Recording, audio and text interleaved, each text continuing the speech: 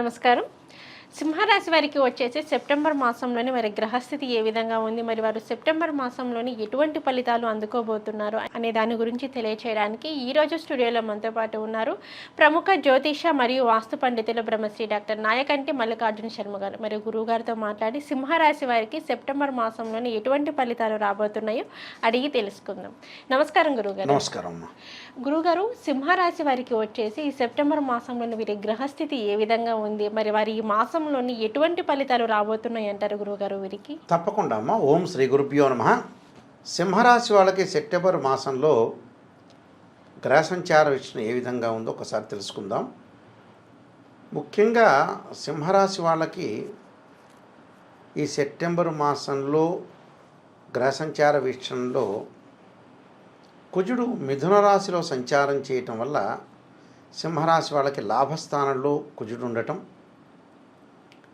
దశమ స్థానంలో గురువు యొక్క సంచారం, జన్మంలో కొన్ని రోజుల పాటు రవిబుధులు ఉండటం, అలానే ఆ రవిబుధులు కూడా ద్వితీయ స్థానంలోకి వెళ్ళటం, ద్వితీయ స్థానంలో శుక్రకేతుల యొక్క కలయిక, సెప్టెంబర్ మధ్యలో తృతీయ స్థానంలోకి శుక్రుడి యొక్క సంచారం, దానితో పాటు సప్తమ స్థానంలో శని వక్రగతిలో ఉండటం అనేది జరుగుతుంటుంది. ఇది గ్రహస్థితి. మరి ఈ గ్రహస్థితి వల్ల సింహరాశి వాళ్ళకి ఎలాంటి ఫలితాలు జరగబోతున్నాయనేది మనం చూస్తే, లాభస్థానంలో కుజుడి యొక్క సంచారం వల్ల భూసంబంధమైన ఆస్తులు కొనుగోలు చేయటం, అలానే వ్యవసాయం భూములు, కెమికల్ కంపెనీల్లో పనిచేస్తున్న వ్యక్తులకు కానీ డాక్టర్స్ కానీ అనుకూలంగా ఉండటం, అలానే సరైన నిర్ణయాలు తీసుకోవటం, సరైన సమయంలో నిర్ణయాలు తీసుకోవటం, అనవసరమైన వృధా ఆలోచనలు అనేవి చేయకూడదు, చంచల మనస్తత్వాన్ని కూడా కొంచెం తగ్గించుకోవాలి. అంటే కుజుడి ప్రభావం వల్ల ఆస్తులు, అలానే ఇన్కమ్ అనేది గ్రోత్ కావటం, గురువు యొక్క ప్రభావం వల్ల వృత్తిలో నైపుణ్యత సాధించటం, వృత్తి ఉద్యోగాల్లో రాణించే అవకాశాలు ఎక్కువగా ఉంటాయి. అంటే జన్మంలో రవి ఉండటం వల్ల కూడా వాళ్ళకి రవి కొన్ని రోజుల పాటు ఉంటాడు. రవి మళ్ళీ మారిపోయి ఏం చేస్తాడంటే రవి బుధుడు కూడా మారిపోయి ఆ సెప్టెంబర్ మాసంలోనే కన్యారాశిలోకి వెళ్ళిపోతాడు. ఆ కన్యారాశిలో మళ్ళీ ఇక్కడ కేతు ఉంటాడు. అలానే శుక్రుడు కూడా మారిపోయి తృతీయ స్థానంలోకి వస్తాడు. శుక్రుడు కూడా మధ్య భాగంలో వస్తాడు. 19వ తారీఖు తర్వాత శుక్రుడు కూడా వస్తాడు. అప్పుడు వివాహ ప్రయత్నాలు అనుకూలంగా ఉంటాయి. అంటే ఎప్పుడు ఉంటాయి వీళ్ళు చేసే ప్రయత్నం, వివాహ ప్రయత్నాలు ఎప్పుడు చేయాలి అని అంటే సెప్టెంబర్ 19 లోపలే చేయాలి ఏదైనా వివాహ ప్రయత్నాలు. అంటే 2వ స్థానంలో శుక్రుడు వల్ల, శుక్రుడు సుఖాన్ని భోగాన్ని కళత్రకారకుడు కాబట్టి వివాహ ప్రయత్నాలు సఫలీకృతం అవుతాయి వాళ్ళకి. 19 తర్వాత చేస్తే సఫలీకృతం కావు.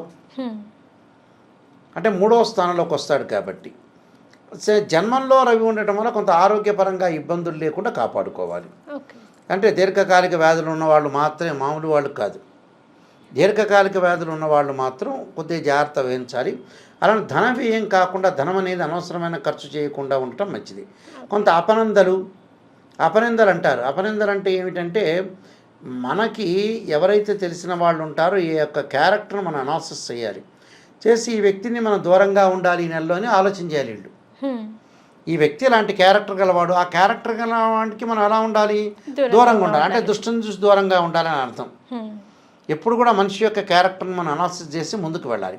అలానే బంధుమిత్రులతో విరోధ భావాలు కలగకుండా చూసుకోవాలి. అంటే లౌకికంగా ప్రవర్తించాలి. అంటే ఆర్థిక పరంగా వాళ్ళకి బాధలు కలగవు, కానీ ఆర్థిక పరంగా బాగుంటుంది, ఫైనాన్షియల్ పొజిషన్ బాగుంటుంది. ఎప్పుడు బాగుంటుంది? వీళ్ళకి 19వ తారీఖు వాళ్ళకి అనుకూలంగా ఉంటుంది. 19వ తారీఖు తర్వాత ఖర్చు అవుతుంటుంది వీళ్ళకి. అంటే డబ్బులు ఖర్చు కావటం అంటే ఎందుకు ఖర్చు అవుతుంది? వృధా ఖర్చులు కావు, ఆస్తిపాస్తులు కొనుగోలు చేస్తారు. అంటే డబ్బు అనేది కన్వర్ట్ అవుతుంది ఎసెట్స్ రూపంలో. అలానే బంధుమిత్రులతో విరోధ భావాలు కలగకుండా చూసుకోవాలి. ప్రతి పనిలో కూడా ఆటంకాలు కలగకుండా చూసుకోవాలి. శిరోవ్యాధులు కలిగే అవకాశాలు ఎక్కువ ఉంటాయి. అంటే తలనొప్పి, అలానే తలనొప్పితో పాటు రైట్ ఐ, లెఫ్ట్ ఐ, అంటే కంటికి సంబంధించిన శుక్లాలు కానీ, గ్లకోమా ప్రాబ్లమ్స్ ఉన్న వాళ్ళు వ్యక్తులు కానీ, అంటే గ్లూకోమా ప్రాబ్లమ్స్ కొన్ని ఉంటాయి కదా రెటీనా సంబంధించిన విషయాల్లో, వాటిలో కంటికి సంబంధించిన జబ్బులు రాకుండా చాలా జాగ్రత్త చూడాలి. అధిక శ్రమ చేస్తారు, అనవసరమైన ప్రయాణాలు చేస్తుంటారు. అనేక వ్యవహారాల యందు కొంత లేటు జరిగే అవకాశాలు ఎక్కువ ఉంటాయి. అంటే ప్రతి పని కూడా కొంత జాప్యం జరుగుతుంటుంది వీళ్ళకి. అలానే భార్యాభర్తల మధ్యలో చికాకులు రాకుండా చూసుకోవాలి. అంటే వైఫ్ అండ్ హస్బెండ్ రిలేషన్లో చాలా జాగ్రత్త ఉండాలి. శరీరంలో స్కిన్ సంబంధించిన ఎలర్జీలు రాకుండా చూసుకోవాలి వీళ్ళు. ఓకే. అంటే స్కిన్ ఒకటి, తర్వాత శరీరంలో కొంచెంమంది పుండ్లు వస్తుంటాయి, దద్దుర్లు వస్తుంటాయి. ఇలాంటి విషయాల్లో చాలా జాగ్రత్త. ఎందుకంటే జన్మంలో రవి పెద్దగా మంచివాడు కాదు. వారు ఎంబటే రవి కూడా మళ్ళీ ఏం చేస్తారు, ద్వితీయంలోకి వస్తాడు. అప్పుడు కొద్దిగా బాగుంటాడు. ద్వితీయంలో అంటే 19వ తారీఖు తర్వాత కొద్దిగా ఆరోగ్యం అనేది కొంత కుదుట పడుతూ ఉంటుంది.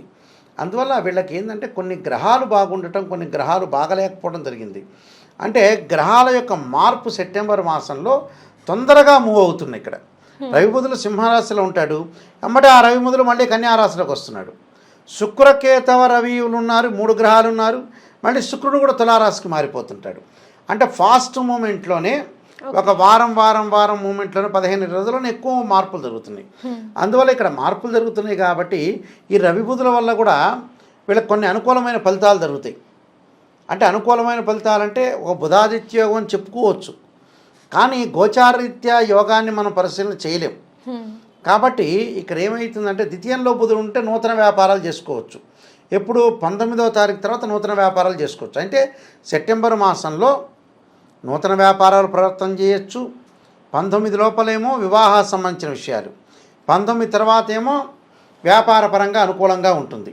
అంటే వ్యాపారపరంగా అనుకూలంగా ఉంటుంది, నూతన వ్యాపార విస్తరణ చేయొచ్చు, ఉద్యోగ ప్రయత్నాలు సక్సెస్ అవుతాయి. ధనం అనేది కొంత తగ్గించుకోవాలి, ఖర్చులు అపనిందల పాలు కాకుండా, అవమానాల పాలు కాకుండా కొంత తగ్గించుకొని ముందుకు వెళ్ళాలి.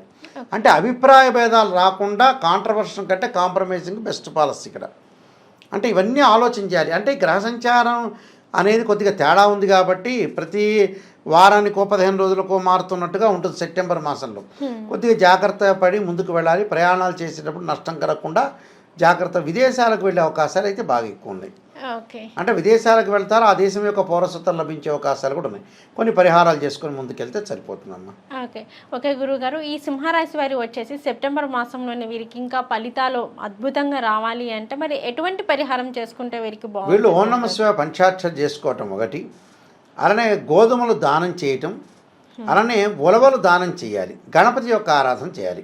వక్రతుండ మహాకాయ కొడిసూర్య సమప్రభ నిర్విఘ్నం కురుమే దేవ సర్వకార్యేశ్వరుదా అని గణపతి యొక్క ప్రార్థన చేసి గరికతోటి సంకష్టాల చతుర్థి వస్తుంది ప్రతి నెలలో కూడా ఆ వ్రతాన్ని చేసుకోవటం వల్ల కూడా వీళ్ళకి విఘ్నాలన్నీ కూడా తొలగిపోయే అవకాశం ఖచ్చితంగా ఉంటుంది. విఘ్నాలు తొలగిపోవటమే కాకుండా ప్రతి పనిలో కూడా ముందుకు వెళ్ళొచ్చు. అంటే గణపతి యొక్క ఆరాధన చేయటం అంటే ఏంటంటే గణపతి గాయత్రి మంత్రాలు ఉంటాయి. తత్పురుషా విద్యే వక్రతుండాయ ధీమే తన్నోదంతి ప్రచోదయాతని బుధవారం రోజున వీలైతే సంకష్టహర చతుర్థి చేసుకోలేని వాళ్ళు కూడా బుధవారం రోజున గణపతి ప్రార్థన చేయొచ్చు. బుధవారం కానీ హస్తా నక్షత్రం రోజున కానీ గణపతి ప్రార్థన చేసి గకార అష్టోత్తరంతో కానీ అలానే గణపతి యొక్క గాయత్రి మంత్రాలతో కానీ చేసుకోవటం వల్ల కూడా వీళ్ళకి మంచి ఫలితాలు వచ్చే అవకాశం ఖచ్చితంగా ఉంటుందమ్మా.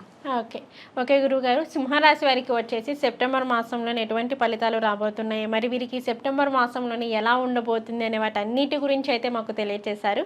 ధన్యవాదాలు గురువుగారు. నమస్కారం.